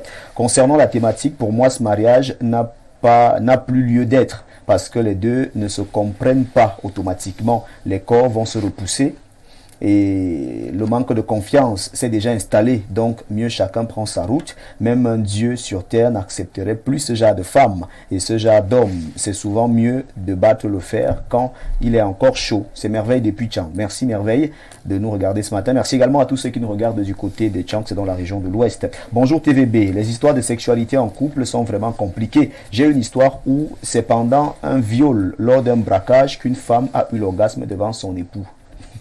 Landry est chez moi. Ça peut arriver. Ça peut arriver. Hein. L'homme doit se mettre au travail.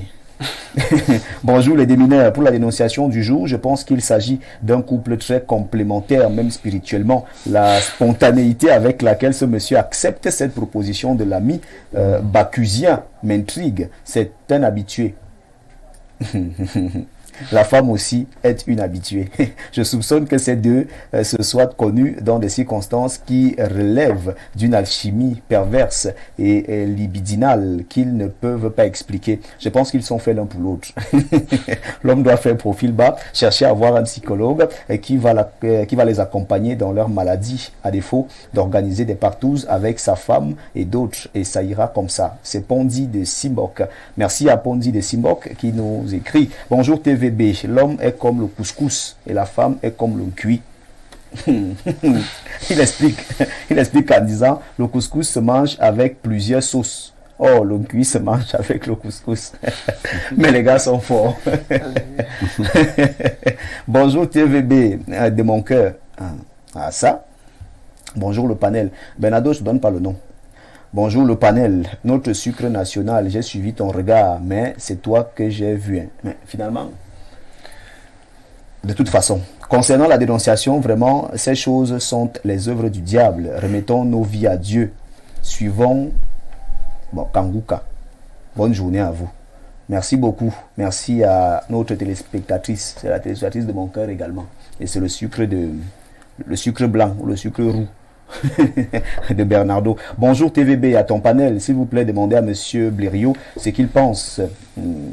Merci Marcelo, merci. Merci à Marcelo depuis Damas qui nous regarde ce matin. Nous avons livré ces messages et nous allons nous intéresser à présent à la thématique de ce jour. Nous nous retrouvons juste après cette courte respiration pour nous permettre de bien nous installer pour la thématique de ce matin.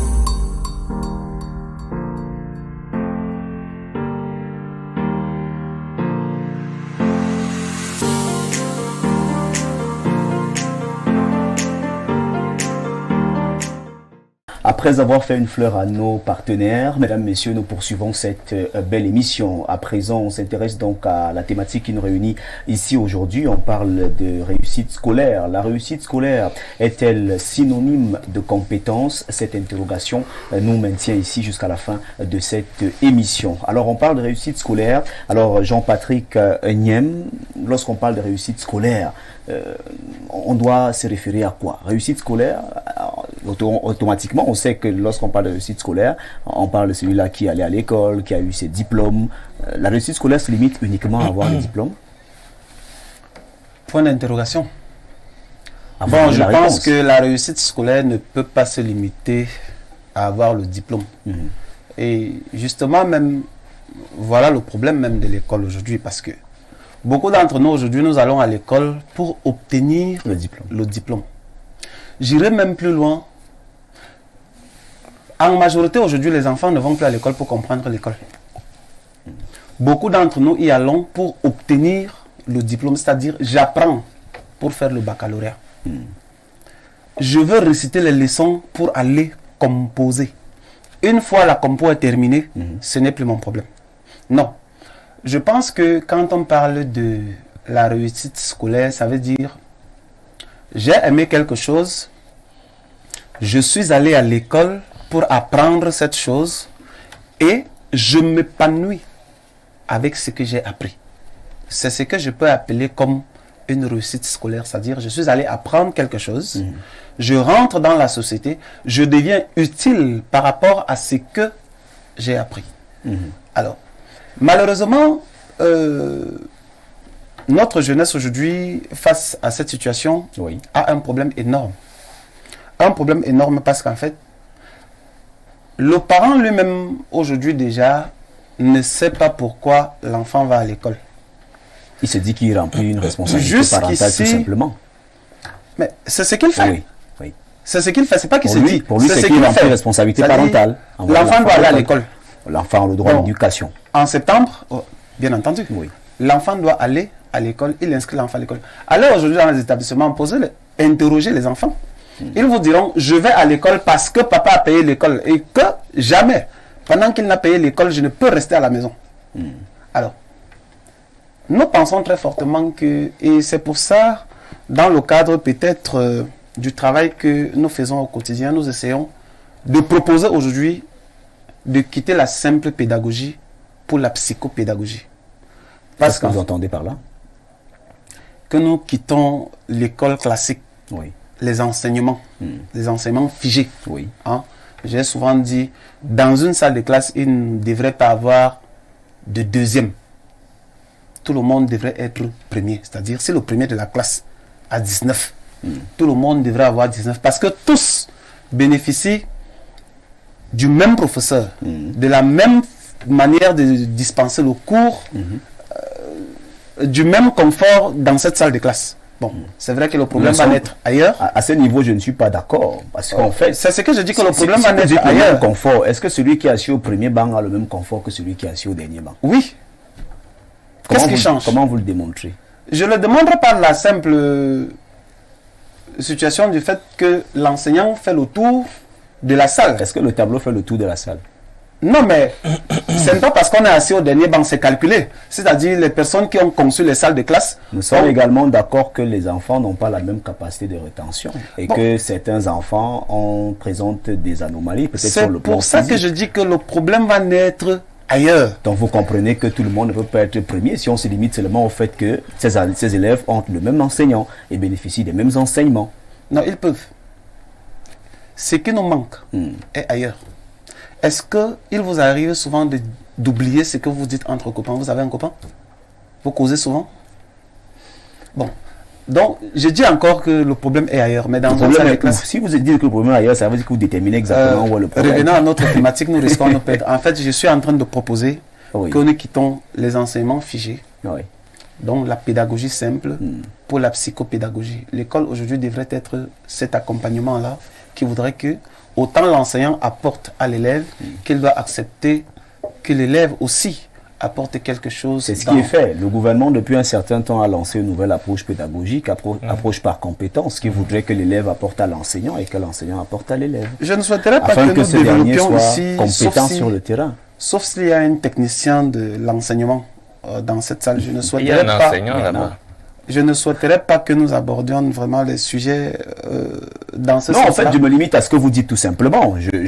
Vous parlez ici de la psychopédagogie, qui voudrait qu'il y ait véritablement un apport. L'enseignant apporte et puis l'élève apporte également à l'enseignant. Se retenant au thème, en fait, je veux juste qu'on dise ou qu'on donne l'opportunité à l'enfant d'opérer un choix. Et comment? C'est-à-dire... Je dois aller à l'école, je dois savoir pourquoi je vais à l'école. Je dois faire un choix et c'est ce choix qui m'amène à accepter aller à l'école. Je ne dois pas aller à l'école parce que papa a payé l'école. Je ne dois pas aller à l'école parce que c'est une obligation. Je ne dois non plus aller à l'école parce que les autres vont à l'école. L'école doit être une obligation. Dans un pays qui veut être émergent, l'école doit être une obligation. Je reviens vers vous, Renaud, tout à l'heure. Pierre Bériot-Niemet, on parle ici de réussite scolaire. Quelle est votre perception de ce terme, réussite scolaire? Est-ce que celui qui obtient ses diplômes à l'école est forcément celui qui a réussi sur le plan scolaire? Non, pas, je m'excuse, un TVB. Oui. Je vais être obligé de revenir au thème. Dites le thème. Le thème, si vous le coupez, on traite un autre thème. Non, on est en train d'arriver. Non. On parlait de compétences. Présenter. Oui. Est-elle synonyme de compétence? Vous êtes enseignant vous-même. Oui. Je le suis également. Donc, si vous coupez ce titre-là, nous traitons un autre thème. Il y a une relation étroite. Voilà, qu'on veut créer. Est-ce que la réussite scolaire est synonyme de compétence? Voilà la problématique. Voilà la question centrale qu'on nous appelle à analyser. Qu'est-ce que la compétence? C'est la capacité à réaliser un art ou une œuvre. Alors, dans les formations, on acquiert des compétences. Dans ce que vous appelez l'éducation, on acquiert des schèmes comportementaux. Dans l'instruction, on acquiert des savoirs. C'est ça. La compétence est davantage rapprochée des savoir-faire. Alors, nous voulons savoir si la réussite scolaire confère certains savoir-faire. Dans une perspective de professionnalisation des savoirs, on devrait aboutir à une corrélation entre les savoirs et les savoir-faire. Parce que les savoirs ne sont que des idées, mais qu'il faut matérialiser pour que ça devienne des savoir-faire. Le savoir, c'est la possession d'une idée juste sur la nature d'une chose ou d'un phénomène. Exact. Quand on va à l'école, si on se limite, comme disait le copaléniste, à chercher le diplôme, donc à réussir en fin d'année, on risque de ne rien retenir de l'école et croire que l'école ne nous donne aucune compétence. Moi, j'ai toujours dit aux gens, tout ce que je fais dans ma vie, je le fais avec l'intelligence de l'école. Quand je conduis ma voiture, je refuse de conduire ma voiture comme quelqu'un qui n'était pas à l'école. Vous comprenez ça? Oui. Il y a des gens qui mettent leur cerveau, leur intelligence au repos quand il faut agir dans la vie. Un jour, lors d'une assemblée générale au lycée, on nous signale qu'on nous a donné 3 alvéoles 2. Nous étions une quarantaine d'enseignants. L'alvéole 2, c'est 30 œufs. Donc 3, un alvéole, 3, ça fait 90. Et nous allions donc nous servir, nous étions 40. Le professeur de mathématiques qui était devant moi a pris 3 œufs.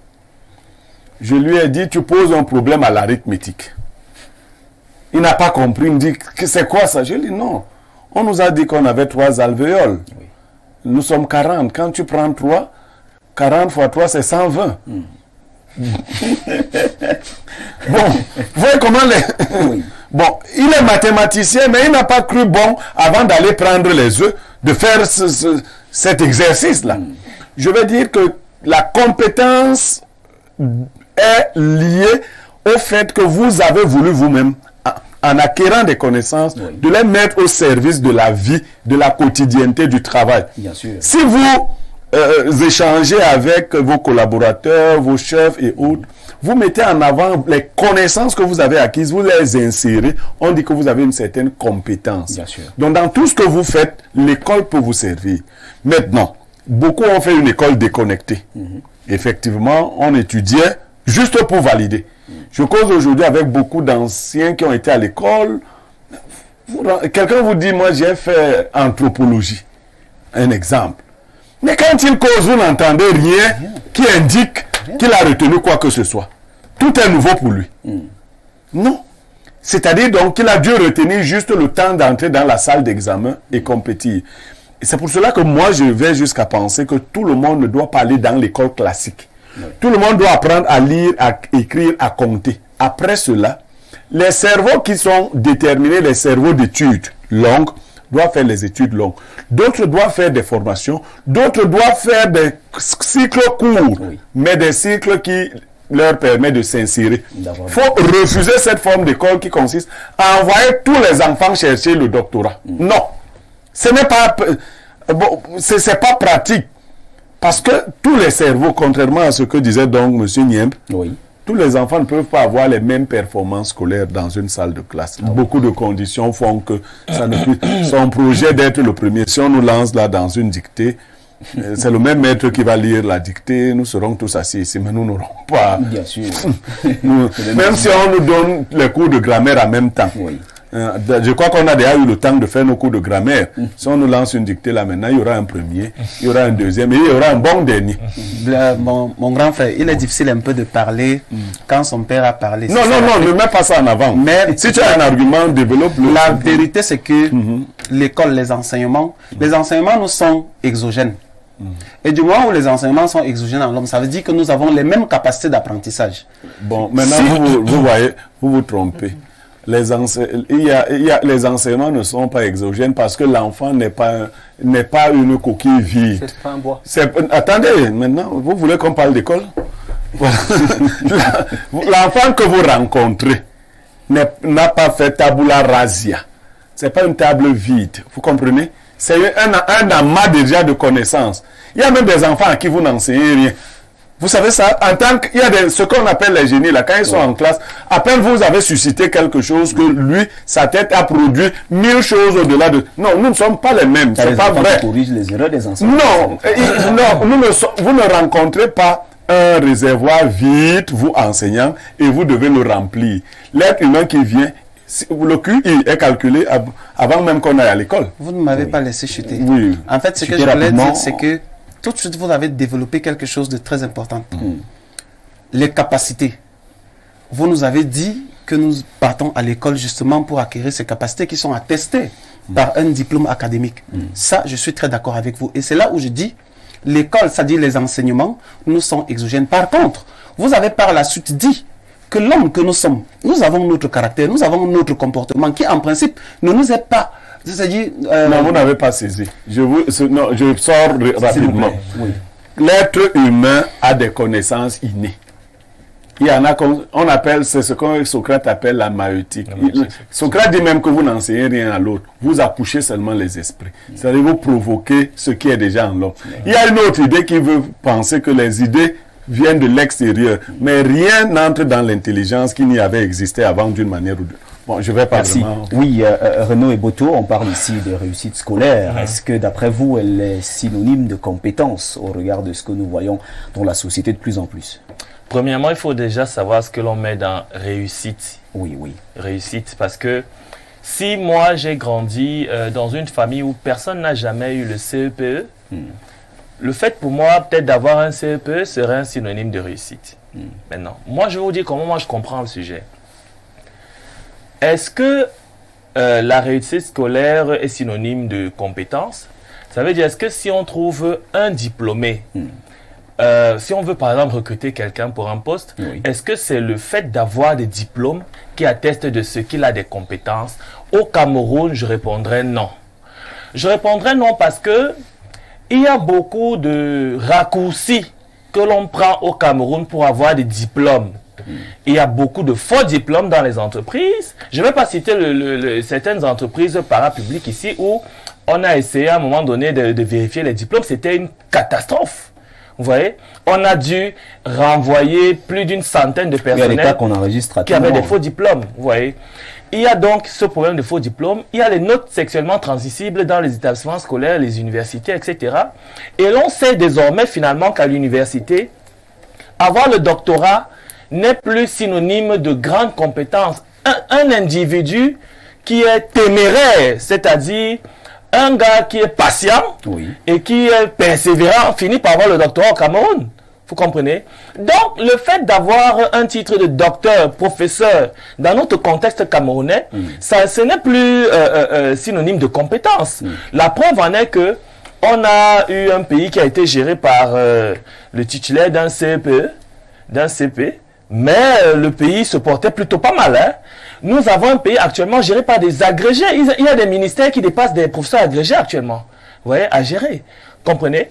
Donc, ce n'est plus la réussite scolaire. Et encore, il faut voir, c'est des gymnastiques. On va vous expliquer que quelqu'un a l'agrégation, mais il n'avait pas le bac. Quelqu'un n'a pas 2 licences, alors que c'est interdit par la loi, mais il est docteur. Donc, on fait beaucoup de gymnastique au Cameroun pour obtenir des diplômes. Donc, ce n'est plus finalement un indicateur de compétence. Je pense donc que on devrait partir du système francophone pour le système anglophone qui est un système qui met en exergue plutôt les compétences individuelles. Ça veut dire que si on veut recruter par exemple un journaliste, on le passe en test et on essaye de voir son éloquence, sa capacité à écrire, etc. Là, on détermine ses compétences.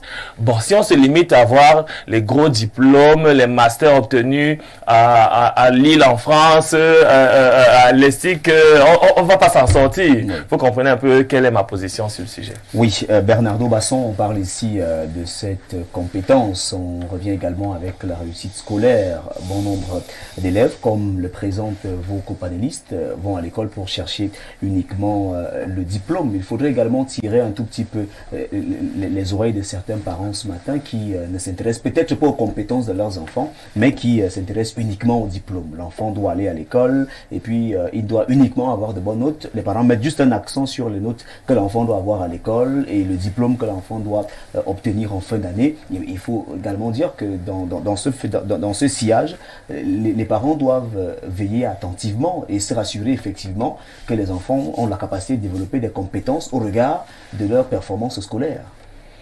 Les parents sont dans une logique qui est erronée. Monsieur Niemp, psychopédagogie. Quand on dit psycho, ça à quoi ça renvoie? Ça renvoie à l'âme. Psyché, c'est l'âme. Yes. Donc tout ce qui est psychologie, psychothérapie, tout ça, en fait, ce sont des problèmes de l'âme. C'est pourquoi les bons psychologues sont d'abord des hommes qui sont spirituellement élevés.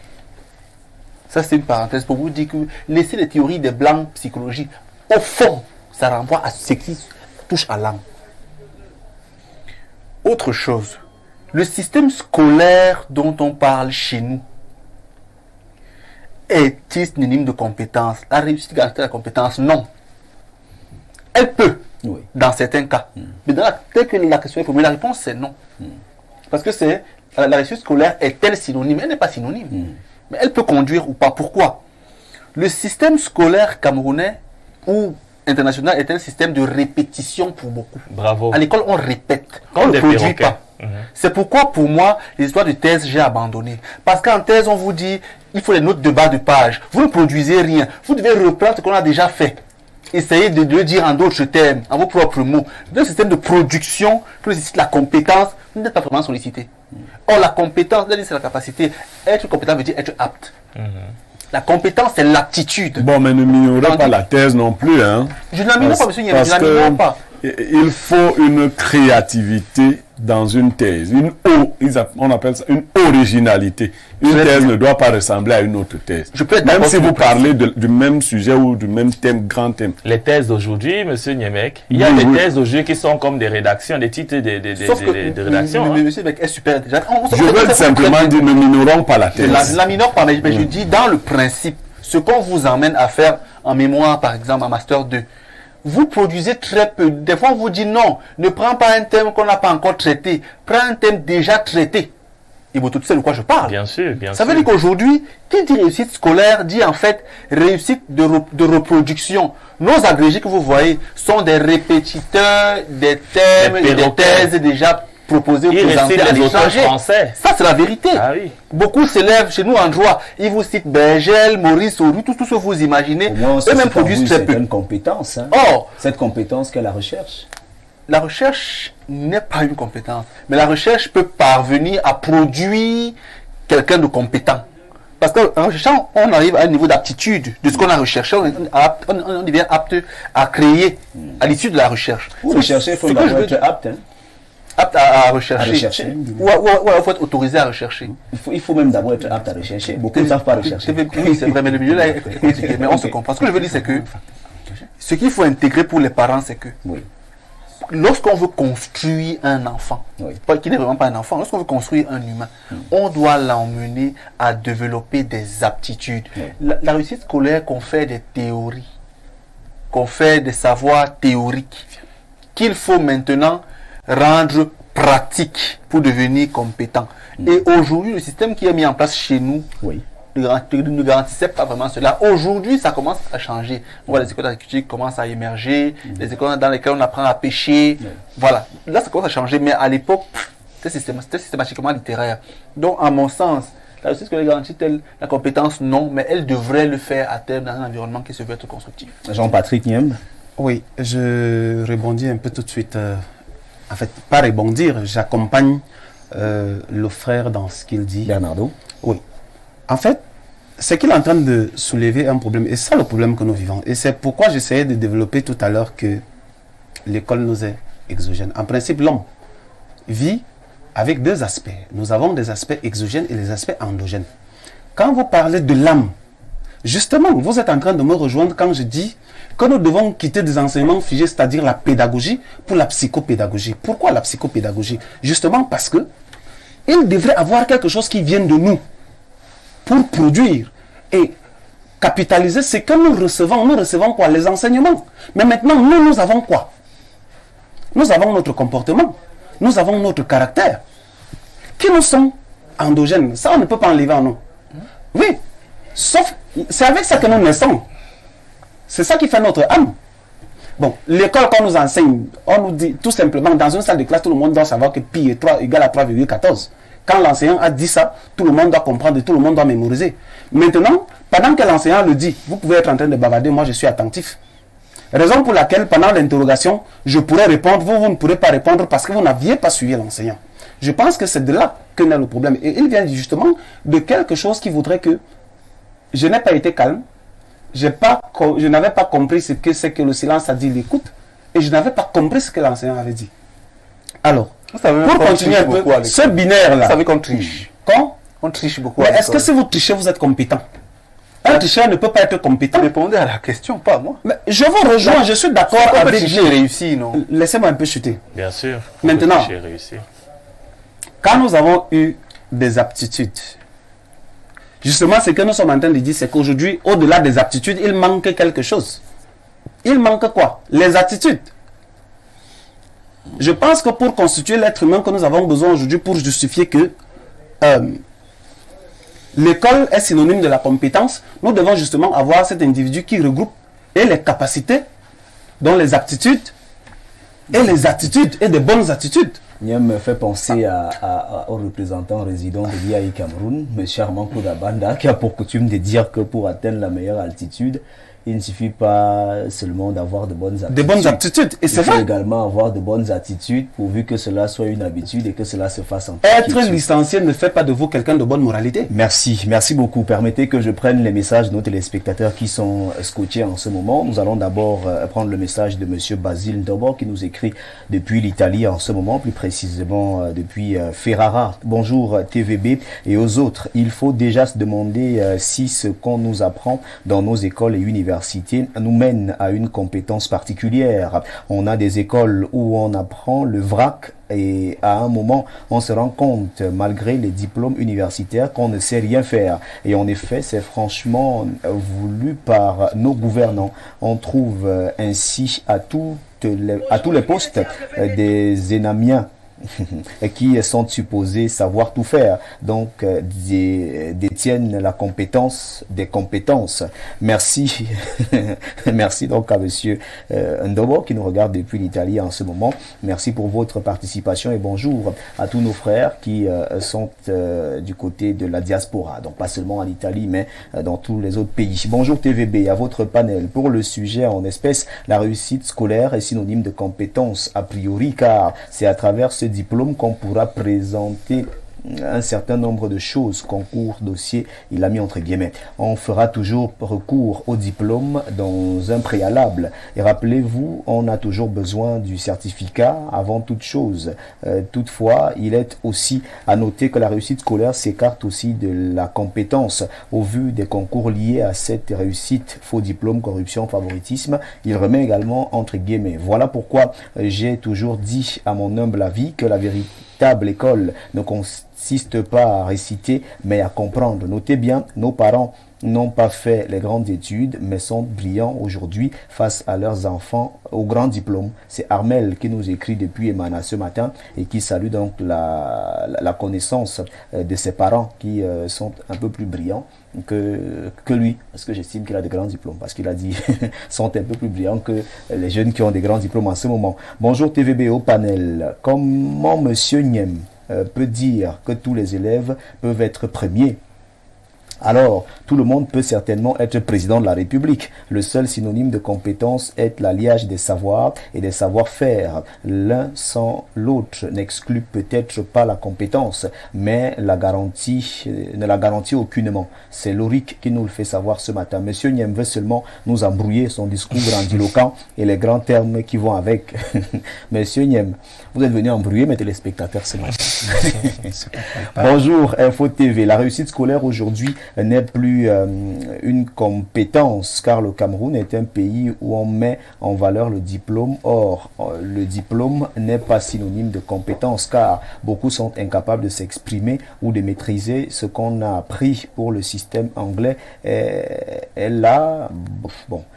Merci quand même de nous écrire ce matin, mais nous vous prions de bien rédiger vos messages afin qu'on puisse bien les rendre également. Bonjour le panel, dans le sens premier de la réussite scolaire, est synonyme de compétence, mais cela se traduit uniquement lorsque quelqu'un est compétent, car la compétence en dehors des génies ne s'acquiert qu'après avoir appris. En conclusion, celui qui est compétent a réussi son apprentissage, à ne pas confondre avec obtenir le diplôme. Roland Sosten Mandeng depuis Afanoyo, c'est ici à quelques kilomètres de la ville de Yaoundé. Merci encore à ces téléspectateurs qui sont nombreux et qui nous écrivent ce matin. Bonjour Vianney, c'est Diane depuis Sambolima, la nièce de maman Sandrine. Merci beaucoup.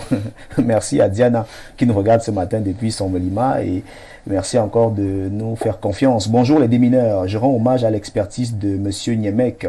Monsieur Niemek développe sur la question de la compétence scolaire, mais il n'a pas permis lors de son affront pédagogique avec monsieur Niem de s'exprimer sur son argument et discréditer de ma part.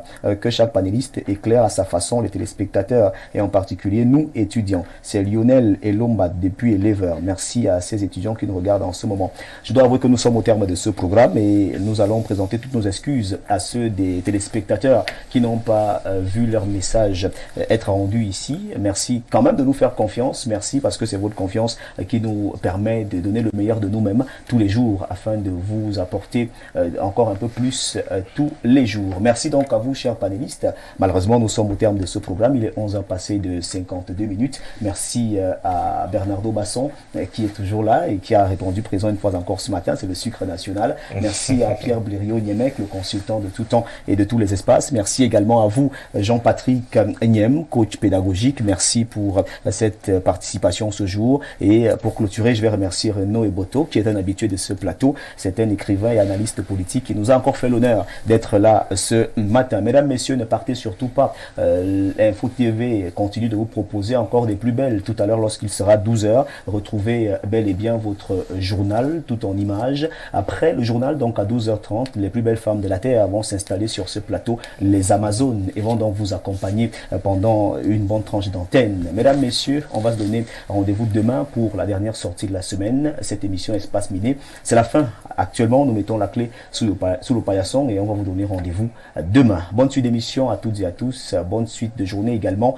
Et bien sûr, prenez soin de vous et n'oubliez surtout pas, sortez couverts parce que c'est la période et c'est la saison pluvieuse. À demain.